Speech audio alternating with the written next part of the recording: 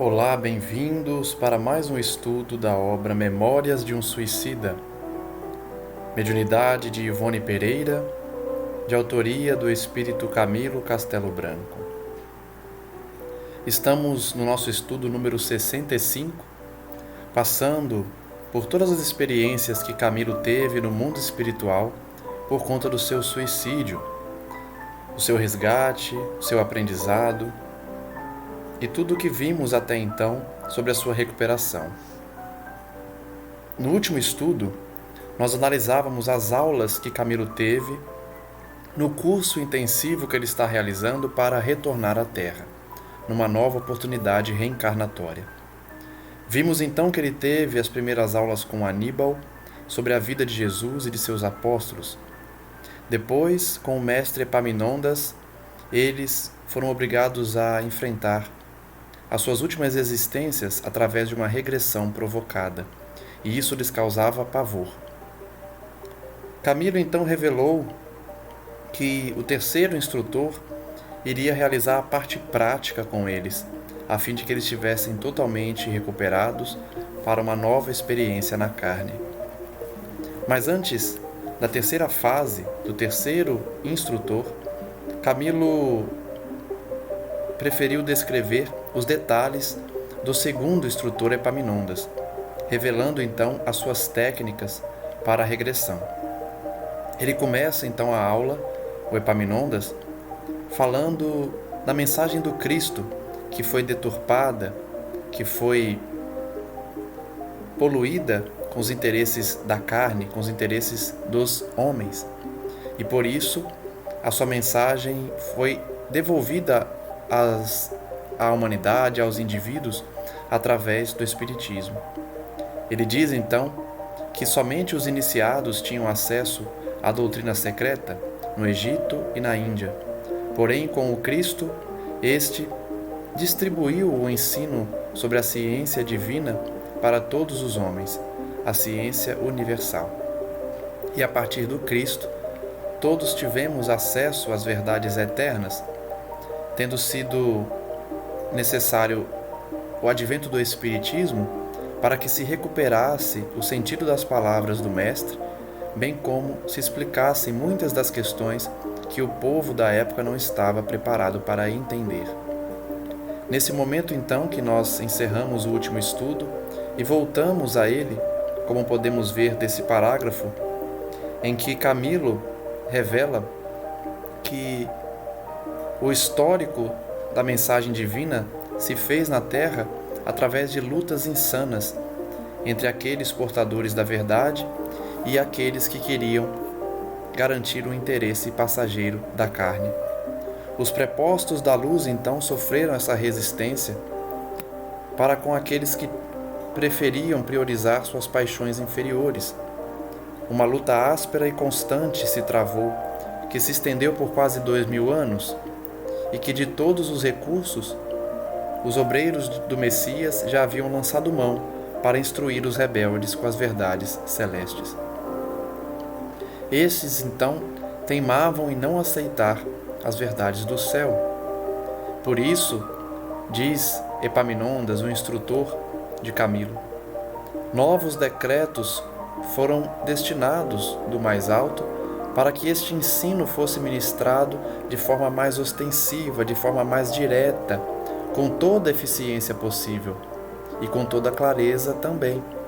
Não a um ou dois de boa vontade, mas a humanidade inteira, bem como a todos os espíritos errantes, ou seja, que estão na erraticidade, aguardando a reencarnação, que desejassem aprender, fossem virtuosos ou pecadores, pois que urgia auxiliar a regeneração do gênero humano, já que estava iminente rigorosa seleção por parte da providência entre os espíritos e os homens pertencentes aos núcleos terrenos, porque o planeta sofreria em breve o seu parto de valores, expulsando para mundos inferiores os incorrigíveis desde há 2000 anos, para conservar em seu seio apenas os mansos e os pacíficos, os de boa vontade, para então estabelecer-se, não só no planeta, como em seus continentes astrais, aquela era de progresso sonhada pelo mestre da Galileia, presidida pelo socialismo fraterno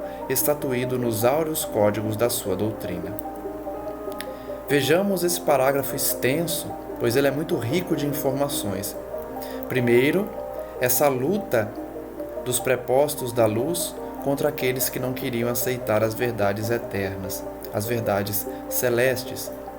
Como a humanidade teimou por muito tempo em não receber as verdades do céu, Cristo, Deus também determinou que fosse ministrados esses ensinos de forma mais ostensiva, de forma mais direta, com toda a eficiência possível e com toda a clareza também. Não a um ou dois que queriam ouvir, mas a toda a humanidade, encarnados e desencarnados. Então o ensino do Cristo foi passado de forma mais ostensiva para todos, porque a regeneração planetária é urgente, está próxima. Ele diz aí, o professor Epaminondas, que é iminente, ou seja, está prestes a acontecer uma seleção rigorosa.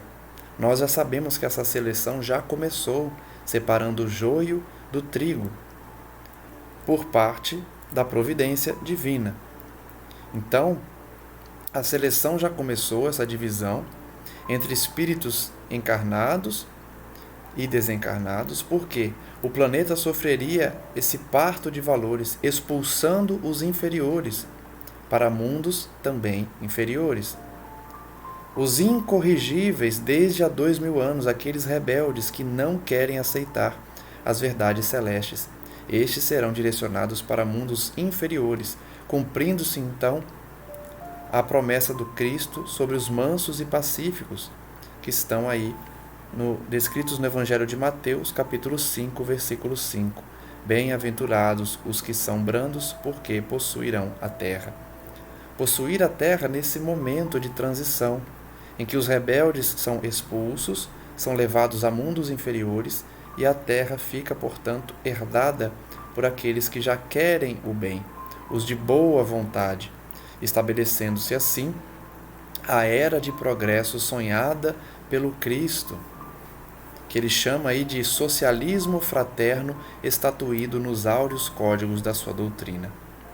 Essa palavra socialismo hoje traz bastante discussão, porque seria um modelo social em que se dividem as riquezas, em que se garante a dignidade a todos.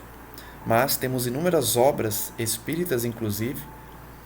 Podemos citar Leon Denis, que escreveu uma obra chamada Cristianismo e Socialismo, ou é Espiritismo e Socialismo. Mas, enfim, ele explica que esse socialismo é no sentido de fraternidade, por isso que está aí, socialismo fraterno, que é no sentido de distribuir todas as bênçãos aos integrantes da sociedade, dos países, sem que poucos tenham muitas riquezas a ponto de trazer desigualdades sociais. Essas desigualdades que levam as pessoas à miséria, e isso é combatido pela mensagem cristã.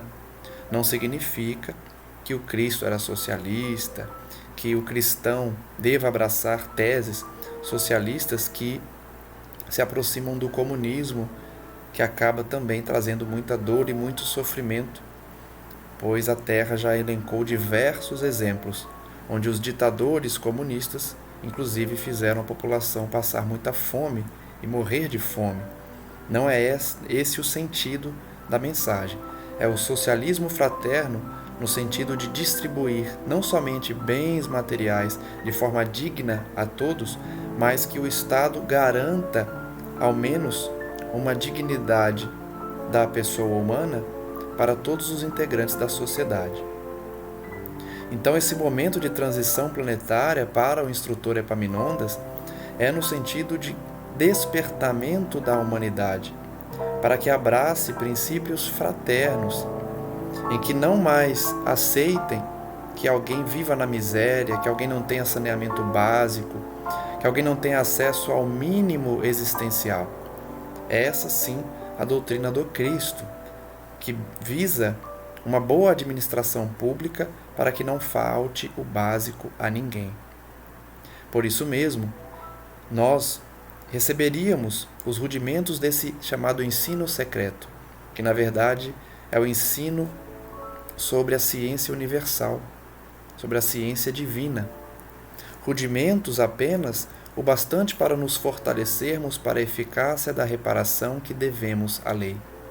Então nós aprendemos as leis divinas para conhecermos as nossas limitações e principalmente as nossas necessidades de recompor o equilíbrio da lei divina em nossas vidas, no sentido de reparar o mal cometido após o arrependimento eficaz. A humanidade como um todo é muito frágil. Temos nossas mentes traumatizadas pela violência dos atos, especialmente os suicidas, cuja violência do ato do suicídio infringiu a lei da natureza. Além disso, os caracteres viciados pelo abuso de séculos e séculos, submersos no demérito da materialidade. Então, para os suicidas ali presentes naquela aula, além do ato do suicídio, eles carregavam esses deméritos da materialidade durante as suas últimas existências, dedicando-se tão somente aos bens materiais, aos prazeres momentâneos da carne, em detrimento aos valores do espírito. O instrutor prosseguiu dizendo que esse ensino seria concedido gradativamente, de acordo com nossas capacidades, sendo por essa razão que nos dividiam em turmas homogêneas. Eles estão falando aqui, o Camilo principalmente, desse ensino gradativo à humanidade, mas também o ensino a eles ali, no curso preparatório, em que é ministrado apenas a suicidas, já que nós já sabemos que toda a colônia patrocinada por Maria de Nazaré visa o amparo de suicidas, destinados exclusivamente para aquele local. O instrutor prosseguiu dizendo que essas turmas homogêneas eram divididas para melhor apreender o conteúdo da aula e que a doutrina secreta, a ciência universal, a ciência divina, em sua plenitude, só a conheciam Jesus de Nazaré, uno com Deus Pai, e seus arcanjos, a falange de auxiliares, ministros, que eram unos também com ele. Então olha que informação bonita. Os únicos que dominam essa doutrina secreta, que não é mais secreta, mas a doutrina divina, a ciência do universo, a ciência divina, é dominada apenas por Jesus e seus ministros. Pois Jesus é uno com o Pai, com o Criador, e os ministros são unos com Ele, Jesus. E assim começava esse ensino na terra, numa parcela pequena para os homens mergulhados nas sombras do princípio, e ascendia em progressão sem limites até o infinito do seio divino. Foi assim então que na terra começaram esses ensinos sobre a doutrina divina, numa parcela pequena a princípio e crescendo exponencialmente com o passar dos séculos. Por isso que hoje nós temos acesso a tantas informações do mundo espiritual por conta de ter iniciado esse ensino há muitos séculos, iniciados por Jesus Cristo, que vulgarizou no sentido de tornar acessível a todos do povo essa doutrina. Hoje nós temos essa possibilidade de acessar o ensino dos Espíritos de forma livre, ascendendo em progresso sem limites até o infinito do seio divino. Por isso mesmo, essa doutrina é chamada ciência universal, e que nós outros, no caso Camilo e os demais ali presentes, suicidas que eram, ínfimos cidadãos do universo de Deus, considerados párias das sociedades do astral, porque o suicida é um criminoso de maior alto nível, de mais alto nível no mundo espiritual, Por isso ele fala pária das sociedades espirituais, porque eles recebem esse tratamento lá com os espíritos inferiores, né? Que atacam os suicidas, acusam-nos de criminosos. Para quem se tornava necessário criar sempre colônias de abrigo. Por isso Maria, tão bondosa, determinou que se criassem essas colônias que abrigassem os suicidas. Convidados a partilhar da Assembleia Luminosa da Verdade, porque foi justamente a falta desses ensinamentos que levaram eles de queda em queda até a calamitosa situação da queda máxima por meio do suicídio. Notem que Epaminondas faz questão de frisar que todo o acesso dos suicidas a esses cursos é decorrente da misericórdia divina, especialmente de Maria Santíssima, que pediu a seu filho Jesus que cuidasse dos suicidas, porque são os mais necessitados, e assim criaram-se esses núcleos de atendimento, de resgate, de instrução dos suicidas. O instrutor Epaminondas, em nome de Jesus Nazareno, para ele é que a quem deveria o ressurgimento das almas dos suicidas para a redenção, em nome de Maria, sua mãe, a quem devíamos o amparo recebido até o momento presente. Então, como Epaminondas trabalhava em nome de Jesus e em nome da mãe do Cristo, Maria, era para eles todos que os suicidas deveriam render graças e agradecer muito também pela oportunidade de retornarem ao plano físico após essa preparação. Camilo então diz que o instrutor concitava-os ao rigor de um ensaio para a severa iniciação mais tarde nos mistérios. Eles estavam tendo aquelas lições para introduzir futuramente no conhecimento dos mistérios, porque da boa vontade deles, no valor da aplicação daquele experimento, dependeriam os sucessos no futuro. Por isso eu disse no último estudo que esses cursos ministrados pelos instrutores, eles têm uma cadeia consecutiva de aprendizado que é proposital.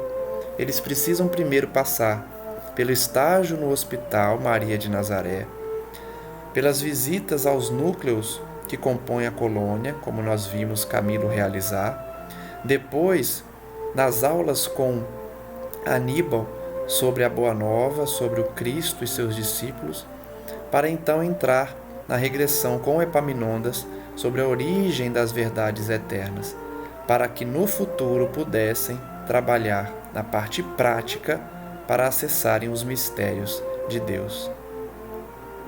Camilo então diz que vibrante e fecunda até o deslumbramento, como nós poderemos ver aqui nas próximas páginas, essa peça oratória arrebanhou o sincero interesse deles, sendo com legítima admiração que intimamente eles aplaudiam o professor, que estava começando a ensinar aquela matéria e tinha suspendido por um tempo a sua fala. Magnífica. Camilo então diz que ele, exprimindo-se em português clássico, fulgurante para todos os portugueses e brasileiros ali presentes, e também em espanhol sadio e puro para os espanhóis, Epaminondas de Vigo fazia fulgir a palavra em inflexões suaves e melodiosas, ou vibrantes e fortes, qual se um hino literário que bem poderia parecer também musicado, se ele o tivesse desejado, nos deliciasse a audição e a sensibilidade. É por isso que eu faço o destaque sempre de como deve ser bonita essa aula, como deve ser bom ter um instrutor como Epaminondas, como Aníbal, que parece falar com músicas aos ouvidos dos alunos. Encantados então Camilo, Belarmino e João e os amigos brasileiros Raul e Amadeu, que estavam incluídos no seu antigo grupo, mal chegaram ao Burgo da Esperança, a cidade da Esperança, logo se sentiram atraídos para o novo monitor, o novo instrutor Epaminondas, ansiosos pelas lições que se seguiriam. Eles supunham que idênticas impressões animavam os demais colegas, porque todos sorriam de satisfação e interesse, esvoaçando pela assistência. Camilo disse, porém, que o aprendizado científico seguiu seu curso normal, alternando-se com o que eles recebiam antes, além dos conhecimentos práticos, através das aulas do eminente Souria Omar, que é o terceiro instrutor. Assim foi que o respeitável ancião ministrou a Camilo e aos demais o encantamento de presenciar o nascimento e progressão lenta e esplendente do próprio globo terrestre. Então notem, depois de passarem pela vida do Cristo, dos discípulos, depois de entenderem as verdades eternas, eles estavam vendo o nascimento do globo terrestre, do planeta Terra. O que conheciam superficialmente, permitiam assim que assim se expressasse ante a magnificência do que foi concedido apreciar, diz Camilo, através dos códigos de ciência terrestre, ou seja, geologia, arqueologia, geografia, topografia. Então Camilo diz que conhecia pouco da história da Terra, apenas o que essas ciências haviam ensinado. Mas ali eles iam além. O ilustre instrutor levantou do correr dos milênios para ofertar a eles, como presente descrito em cenas vivas, atividades reais, como se eles estivessem participando do nascimento e do crescimento da generosa estância do sistema solar que um dia nos abrigaria. Então, com a mesma técnica de Aníbal, que ia falando aquele dispositivo e enquanto ele falava, as imagens apareciam, e era como se os alunos tivessem presenciado os momentos descritos por Aníbal, também foi assim com Epaminondas. Ele diz, o Camilo, que era como se eles estivessem presentes no momento da formação do sistema solar e dos planetas.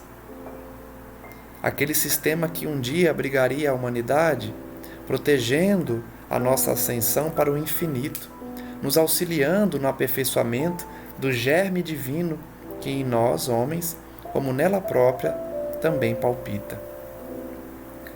Vejam quão profundo é esse curso, que ensina até mesmo da formação dos planetas. Tudo presenciamos, disse Camilo, a centelha em ebulição, as trevas do caos, os aguaceiros e dilúvios aterrorizantes, os grandes cataclismos para a formação dos oceanos e rios, o maravilhoso advento dos continentes, como o nascimento das montanhas majestosas, cadeias graníticas eternas como o próprio globo, tão conhecidas e amadas por aqueles que na Terra têm feito o ciclo de progresso. Os Alpes sobranceiros, quais monarcas poderosos desafiando as idades, os Pirineus graciosos, o Himalaia e o Tibete, venerados, a Mantiqueira sombria e majestosa, todos, em épocas diversas, surgiram do berço diante de nossos olhos deslumbrados, arrancando lágrimas de nossas almas, que se prosternavam, tímidas ante tanta grandeza, tanta beleza e majestade. De novo, que bonita não deve ser essa instrução, porque eles viam a formação do planeta, viam as formações rochosas das grandes montanhas, do Himalaia, do Tibete e de toda a natureza que nós vemos na Terra, arrancando lágrimas de emoção, porque de fato deve ser muito bonito acompanhar o surgimento dessa natureza tão bonita, tão bela, tão majestosa.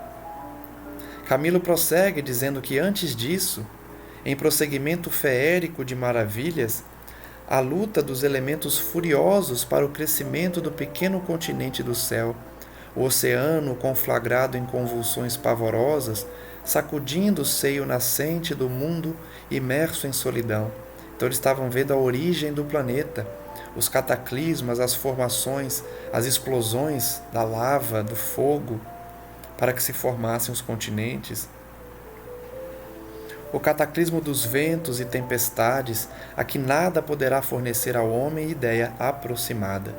Um dia nós teremos a oportunidade também de ver os fenômenos que formavam a Terra, em realidade muito mais avançada do que o 3D, assim como os primeiros sinais de movimento e vida do leito imenso das águas convulsas, a vegetação fabulosa e tétrica, no gigantesco volume das proporções. Os dinossauros monstruosos, os lagartos de forma e força inconcebíveis à delicadeza corporal do homem, os mastodontes, a pré-história. Tudo eles acompanhavam, da formação do sistema solar, formação da Terra e da humanidade, ainda dos dinossauros, dos animais, da pré-história. Camilo diz que era um livro tenebroso, imenso, magnífico, uma epopeia divina da criação, desferindo alguns poucos acordes da sua imortal sinfonia através do infinito do tempo, da eternidade das coisas. E nesse livro soletrávamos o ABC da iniciação. Notem mais uma vez que é preciso ensinar o básico, mas com profundidade, a fim de que eles possam ser iniciados nos mistérios divinos, na ciência universal. Eles estavam tendo oportunidade ali de ter aulas magníficas com os melhores instrutores para conhecerem a origem deles próprios e dos mundos, para compreenderem a lei de evolução, a lei de destruição, a lei de reencarnação. Era preciso primeiro passar pela criação de tudo, recebendo então o ABC da iniciação, gradativamente, pacientemente, às vezes empolgados até o delírio, de outras banhados em lágrimas até o temor, mas sempre ávidos e encantados, ansiosos por mais conhecimentos, lamentando mais do que nunca as diminutas forças de suicidas que eles carregavam, que nem a terça parte os permitia entrever do programa excelso ofertado pela natureza. Vejam que Camilo e os demais lamentavam por terem escolhido o suicídio e não se atentarem para as belezas do mundo, da natureza, a grandiosidade da criação divina. Por vezes, vendo toda aquela criação desde o início, eles se emocionavam, de outras vezes eles entravam em êxtase de excitação por ver a vida surgindo, bem como sentiam pavor em alguns momentos, percebendo então o quão equivocados estavam quando optaram pelo suicídio. Um desfile indescritível de períodos genesíacos, patenteou-se a nossa observação, a análise elucidativa e sadia, durante o qual, diariamente, se radicava em nosso espírito o respeito, a veneração por aquele ser supremo e criador a quem havíamos negado.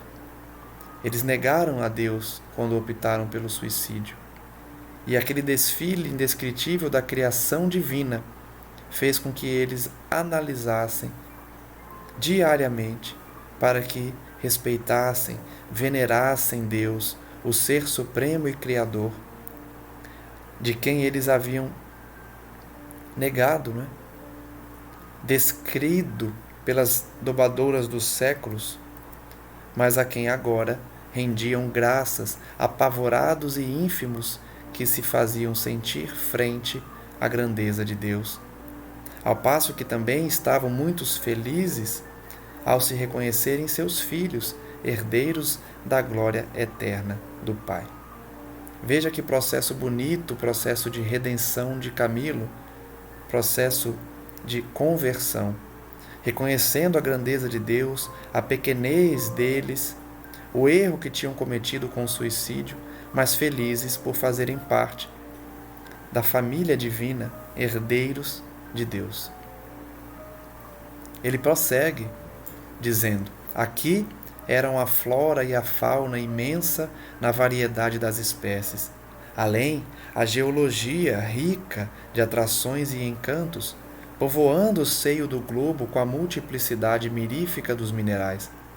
Acolá, o infidável laboratório do planeta, o oceano, com seus infusórios prodigiosos, seus infinitos depósitos de vida, de criação, de espécies, de riqueza incontestavelmente divina. E tudo à mão do homem, tudo criado para ele. Notem que nessas aulas, eram mais de uma, Camilo aprendia sobre os reinos mineral, vegetal, animal, reconhecendo o laboratório do planeta que é o oceano, com uma infinidade de depósitos de vida, de criação e de espécies. Tudo isso à disposição do homem, criado para os homens, mas que ele despreza conhecer, vivendo como vive, nós vivendo como vivemos aqui, engolfados nas trevas da animalidade através dos milênios, entregando-se às paixões, ignorando as necessidades dos nossos irmãos, levando destruição, dor e lágrimas, incapazes por isso mesmo de tomar posse desse paraíso que para nós o Senhor ideou e criou com toda a amabilidade do seu amor infinito de Pai, com toda a força da sua mente poderosa de Supremo Criador.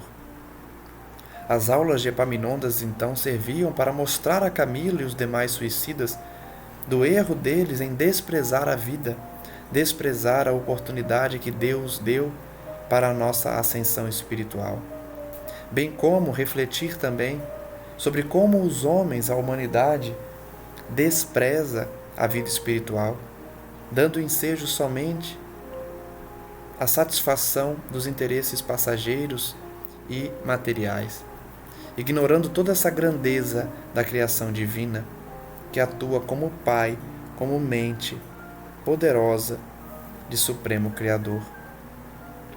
E assim surgiu, em lições sempre sequentes e habilmente parceladas, a idade do homem, a divisão das raças, a suprema glória do planeta, abrigando finalmente a parcela divina que um dia deverá refletir a imagem e a semelhança do seu Criador. Camilo então tinha acesso à origem dos mundos, dos sistemas, da humanidade, e ia vendo a idade do homem de forma parcelada, a divisão das raças, tudo o que trazia essa grande imagem e semelhança com Deus. Ele diz então que durante longos anos ininterruptos, diariamente soletraram esse livro assombroso, cuja intensidade e magnificência comumente os causavam vertigens, levando-os a adoecer e a necessidade de aurirem novas energias mentais ao contato dos clínicos incumbidos da vigilância, sendo o próprio Epaminondas um dos mais dedicados à causa do restabelecimento. Então notem que foram anos de curso com Epaminondas, que faziam eles muitas vezes adoecerem, terem vertigens de tanto conhecimento e profundidade de acesso às verdades eternas. Eles eram encaminhados então aos clínicos, aos médicos, e o próprio Epaminondas cumpria esse papel de restabelecer a energia deles.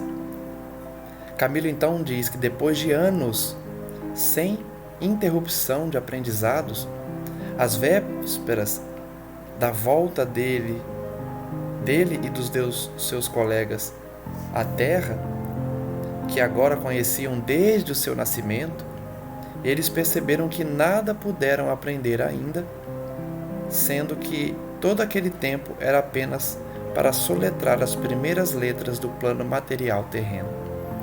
Vejam o quão pouco nós sabemos. Camilo revela que depois de anos naquele curso, ele sabia muito pouco, tinha se preparado para voltar à Terra, mas reconheceu que não aprendeu muita coisa, estava apenas no beabá das primeiras letras do plano material. Mas pelo menos serviu para ele aprender a origem da terra, a origem dos povos, dando maior valor à existência. Ele diz: de que forma, porém, poderiam Epaminondas e seus acólitos ministrar tais aulas, tornando visível no presente o que os milênios devoraram no pretérito? Ele pergunta como o professor Epaminondas poderia, durante as aulas, tornar visível o que estava apagado do passado. Como reedificar com essa real pujança a ponto de apavorá-los as idades primitivas do planeta, os períodos devastados pelo tempo? Camilo então está perguntando como Epaminondas podia gerar aquelas imagens tão reais do mundo primitivo, da formação do planeta, sendo que tudo estava destruído há muitos séculos.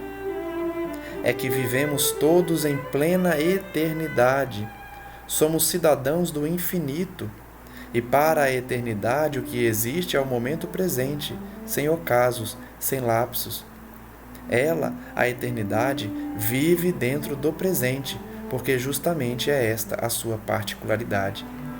Esse parágrafo aqui é pura física quântica, né? Que a eternidade vive no presente, que nós vivemos em plena eternidade, porque somos cidadãos do infinito. Então, das ondas luminosas do éter invisível, ou seja, dos arquivos do infinito, como dos sacrossantos depósitos da eternidade, Epaminondas extraía a matéria grandiosa para as aulas fornecidas. Olha que interessante. O material para as aulas de Epaminondas ele extraía do próprio éter do universo, porque no éter estão registradas a história do mundo, a história dos povos, a história de tudo que há. Epaminondas consegue extrair do éter essa história, transformando em imagens para seus alunos.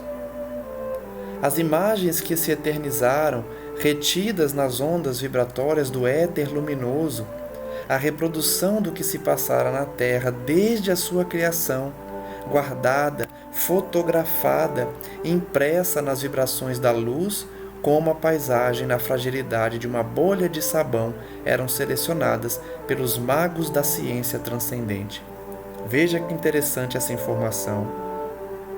Nós já falamos aqui em outros estudos dos exemplos de Kardec para falar dos registros no nosso perispírito, em que o mestre utilizou a chapa fotográfica para dizer que nós guardamos na sensibilidade do nosso perispírito as nossas condutas, as nossas escolhas, os nossos registros de memória. Da mesma forma, o éter luminoso, o éter universal, guarda todos os registros do passado e do presente. Como uma bolha de sabão registra a luz. E os magos, esses instrutores, os auxiliares dos instrutores, sabem selecionar da ciência transcendente essas imagens, captar e transportar até o conhecimento dos alunos por processos e aparelhos cuja sensibilidade e potência magnética o homem hoje já não ignora completamente. Então, o pouco da ciência que nós evoluímos serve para entender o mínimo dessa fórmula para se chegar aos registros do éter. Certamente no futuro nós teremos acesso a uma tecnologia mais avançada para tanto. Camilo então diz: poderia Epaminondas, ao confabular com um igual, ou seja, alguém da mesma envergadura moral que ele, reportar-se ao passado dispensando aparelhos. Então vejam, Epaminondas não precisa de aparelhos para reportar-se ao passado. Porém, eles, Camilo e os demais, não conseguem, a menos que o abnegado monitor apoucasse ainda mais as próprias possibilidades a fim de tornar-se compreensivo, enquanto avolumasse as nossas. Então vejam, Epaminondas consegue voltar ao passado por vontade própria, porque ele domina a técnica. Voltar ao passado no sentido de acessar, as memórias do passado. Camilo, porém, não, nem os seus colegas, a não ser que Epaminondas diminuísse a sua possibilidade e aumentasse as possibilidades dos seus alunos. Aí sim, mas isso levaria a eles a uma tortura, até o sacrifício que seria dispensável. Por isso eles utilizavam o dispositivo, o aparelho. O certo era que uma equipe de magos especialistas no serviço e artistas da palavra e da sugestão vasculhavam o éter com seus poderes de atração científico transcendente. Olha só, que tecnologia ainda desconhecida para nós. Não só tecnologia, né? Mas possibilidades, capacidades individuais desses espíritos, que iam captando do éter com poderes que eles tinham para chegar a essas memórias, à procura do que eles queriam trazer, estampando na tela sensível por meio de sugestões poderosas, com perfeição tal que era como se a tudo que eles vissem ali realmente existissem. Então eram criações desses professores, desses instrutores que dominavam a técnica de extrair do éter essas informações, transmitindo aos alunos de uma forma tão real que é como se eles estivessem ali assistido ao que aconteceu no passado. Processo vulgar no mundo invisível, ou seja, muito comum, essa forma de captação da imagem de acontecimentos levará um dia o homem à mesma possibilidade. Como eu falei agora há pouco, um dia nós também poderemos captar essa memória que existe no éter e transmitir para aparelhos, para que passe essas imagens reais, como ao conhecimento dos próprios planos do astral intermediário. Em muito breve, nós teremos acesso a uma tecnologia e a possibilidades para enxergar o mundo espiritual. Isso não é nem um pouco duvidoso, isso é real. Hoje nós desfrutamos da mediunidade, né? Pessoas que têm essa capacidade. Mas muito em breve a nossa ciência poderá, independente da mediunidade individual dos seres, utilizar de aparelhos, utilizar de tecnologia mesmo para acessar esses planos extrafísicos. Uma coisa única acelerará tal conquista da ciência para a humanidade: o domínio da moral nas suas sociedades, o império da honradez. É por isso que eu disse aqui no último estudo que eu, Lucas, acredito que sociedades que conseguem realizar viagens interplanetárias são aquelas que dominam a moral nas suas sociedades. São sociedades em que impera a honradez, a bondade. Eu não acredito que espíritos inferiores, ainda que tenham a tecnologia avançada, consigam realizar viagens interplanetárias. Porque nessa obra e em outras nós vemos que a humanidade, as sociedades, somente avançam de forma a atingir o plano espiritual, atingir as ciências mais avançadas, quando a sua honra, a sua moral está elevada. Então a nossa humanidade aqui na Terra tem um limite de tecnologia. Somente avançando à medida que nós avançamos também a moral.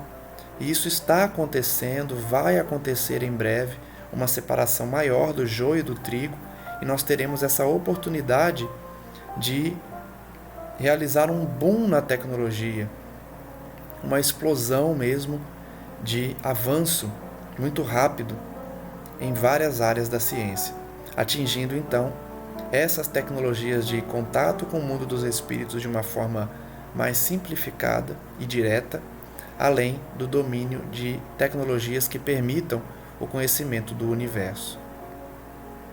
Camilo então diz que não deixará de citar o espetáculo sublime da marcha harmoniosa dos astros, proporcionado que nos foi ele durante o prolongamento dos mesmos estudos, agora, porém, obedecendo não mais aos processos circunscritos a um recinto acadêmico limitado, mas a excursões em pleno espaço, viajando através do infinito, como universitários em curso prático.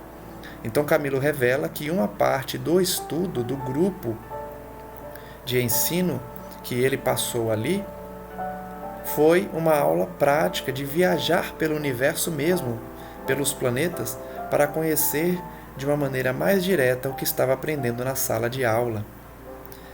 Em verdadeiras excursões no espaço, viajando através do infinito. Ele diz, porém, que as suas forças eram muito limitadas, não permitindo a contemplação dos mundos estelares no conjunto surpreendente da sua grandeza. O que eles conseguiam então fazer eram visões mais ou menos aproximadas dessas esplendentes grandezas, ou seja, desses planetas, desses astros, por intermédio de aparelhos diferentes apropriados para o descortino da astronomia. Então, como Camilo e os demais colegas não tinham elevação moral suficiente, essas visitas aos planetas não foi uma visita presencial, foi uma visita através de aparelhos que a astronomia também atingirá um dia, em que eles recebiam pálidos convites aqui na Terra. Ele diz então que as suas observações e estudos não ultrapassaram os conhecimentos senão relativos aos nossos irmãos de sistema, permitindo as mais belas aquisições ao que o estado deles poderia aspirar, o que muito já encantava e satisfazia. Então ele diz que essas visitas, através dos aparelhos da astronomia, permitiram visões não muito diversas do que vemos aqui na Terra, porém mais detalhadas para o estado que eles permitiam enxergar, o que já era suficiente para deixá-los felizes, encantados, até que passaram ao estudo deles mesmos, joias que somos, todos nós, as almas do escrínio sideral, futuros ornamentos da corte universal em que se imprimiu o selo sagrado do pensamento supremo. Então, depois de estudar a origem de tudo, da Terra, do universo, dos sistemas, eles iriam estudar a eles próprios, conhecendo a si mesmos, já que eles, no futuro, seriam parte dessa corte universal, em que o pensamento do divino se imprimiu em todos nós, e para quem tudo foi imaginado e criado pelo Pai amoroso, que de coisa alguma necessita, que nada quer senão que nos amemos uns aos outros. Então tudo que Camilo estava aprendendo ali era para ele mesmo, porque tudo é feito para nós. Deus não precisa de nada. Tudo que ele faz é para a nossa ascensão. Deus só quer que nós nos amemos uns aos outros. Camilo então diz que o mestre Epaminondas explicou para eles, de forma convincente, pelo decorrer do aprendizado, a tríplice natureza humana, provando praticamente sua tese com análises levadas a averiguações a respeito deles mesmos e de outrem, o que surpresas, por vezes muito ríspidas para os seus preconceitos e orgulhos arraigados, traziam. Então Epaminondas, o instrutor deles, ensinou a tríplice natureza humana, provando a sua tese pela análise de outras pessoas e deles próprios, o que trazia muitas vezes essas surpresas para suas visões preconceituosas e orgulhosas. Esse estudo, então, de Camilo, que ele vira no departamento hospitalar, onde quem estava lá internado bebia desses rudimentos da própria qualidade do espírito, mas não atingia os detalhes que a cidade Esperança se desdobravam para eles. Ele diz então que já tinha tido contato com esses conhecimentos quando estava internado no hospital, mas ali na cidade Esperança os detalhes eram muito maiores. O professor então expôs a eles a realidade das vidas sucessivas, as leis divinas, as leis que regem a reencarnação, as consequências benéficas, a finalidade da reencarnação, essa finalidade sublime, a necessidade inalienável que eles traziam para a gloriosa evolução do ser. Tudo isso era objeto de aprendizado de Camilo e os demais alunos, para que pudessem, então, percorrer essa gloriosa evolução. Ele diz que apontou para eles a jornada espinhosa do espírito nessa ascensão sublime para o alto. submetido ao trabalho dos renascimentos e renovações em corpos carnais, dos estágios no além, como aqueles estágios que eles estavam passando, dos trabalhos ininterruptos num e no outro plano. Eles aprendiam então a necessidade de reencarnar, de voltar ao plano espiritual e de prosseguir aprendendo sempre. Não era, todavia, sem emoções, por vezes muito chocantes, que eles viam rasgar, por meio desses estudos, os campos da vida espiritual, a qual só então começaram a compreender com a devida eficiência, pois suas realidades, não raro muito amargas, derribavam velhas convicções filosóficas, destruíam arraigados preconceitos religiosos. Então, à medida que eles iam aprendendo sobre as leis divinas, isso chocava eles, porque eles carregavam muitos preconceitos, muito orgulho. Só ali eles começavam a entender as convicções filosóficas, as realidades eternas, porque as suas convicções anteriores, seus preconceitos religiosos, os acomodavam. Seus conceitos científicos precisavam ser alterados por aquela nova realidade. E as tradições e o orgulho cego do fanatismo materialista fizeram-no, então, não enxergar essas belezas, essas realidades eternas. Eles passaram as suas existências sempre conservando e homenageando deuses falsos, deuses ilusórios, e ali no plano espiritual eles finalmente tinham acesso à verdade eterna. Camilo diz que, para conhecer bem certas particularidades da personalidade humana, eles partiam com os mestres em caravanas de estudos práticos. Souria Omar, que era o terceiro instrutor, era esse professor da nova modalidade dos estudos práticos, fazendo-se acompanhar de assistentes lúcidos e igualmente versados.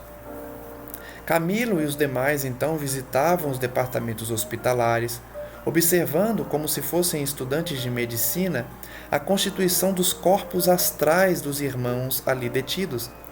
Então eles voltaram ao hospital, dessa vez para estudar os corpos perispirituais, os corpos astrais dos acolhidos ali, coadjuvados por Teócrito, o diretor do hospital, que tudo facilitava para os seus aprendizados, fraternalmente assistidos pelos amigos Roberto e Carlos de Canalejas, que já conhecemos.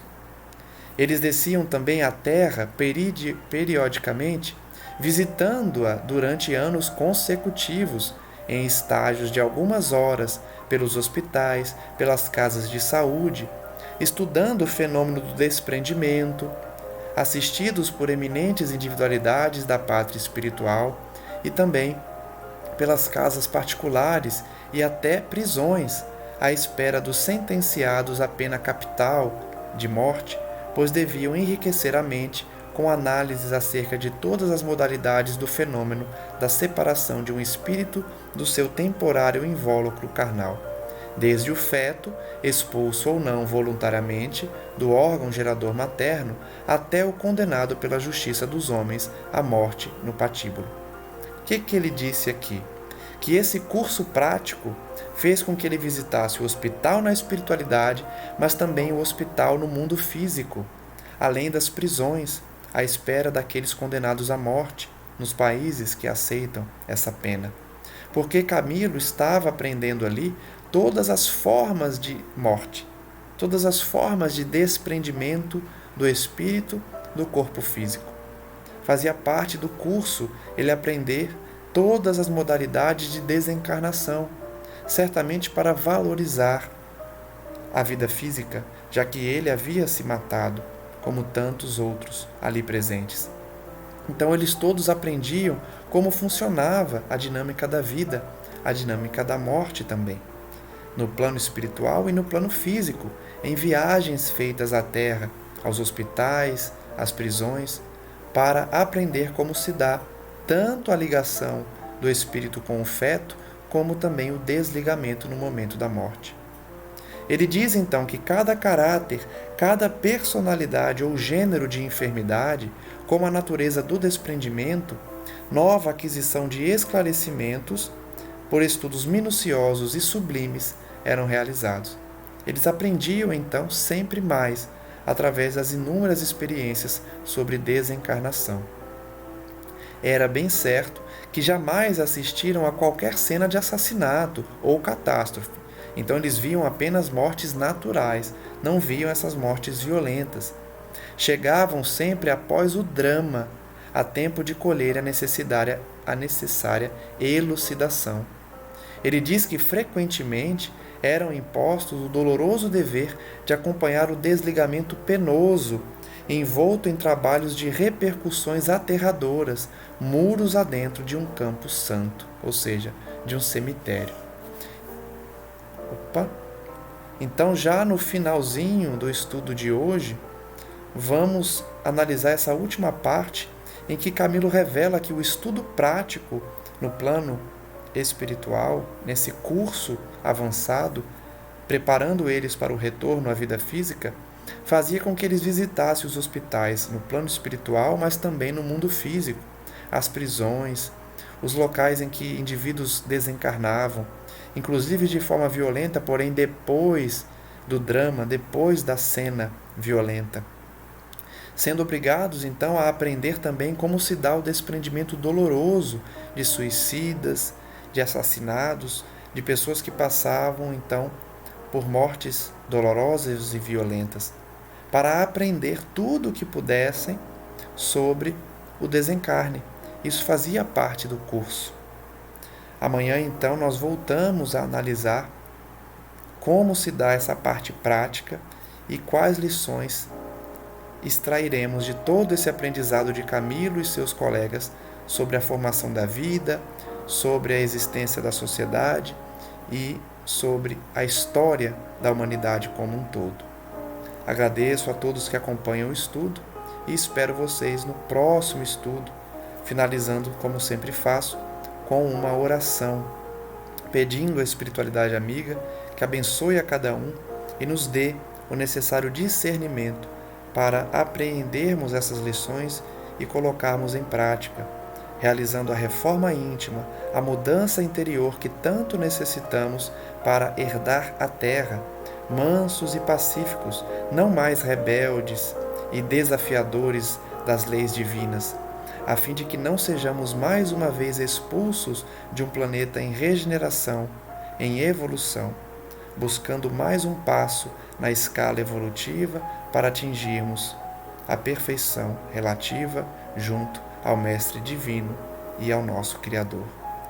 Graças damos a Ele, o nosso Mestre amigo, bem como ao nosso Pai Supremo, por todas as oportunidades de conhecimento e que estejamos dessa vez sintonizados para permanecermos no planeta em ascensão espiritual, para uma nova fase de nossas existências nessa trajetória rumo ao infinito.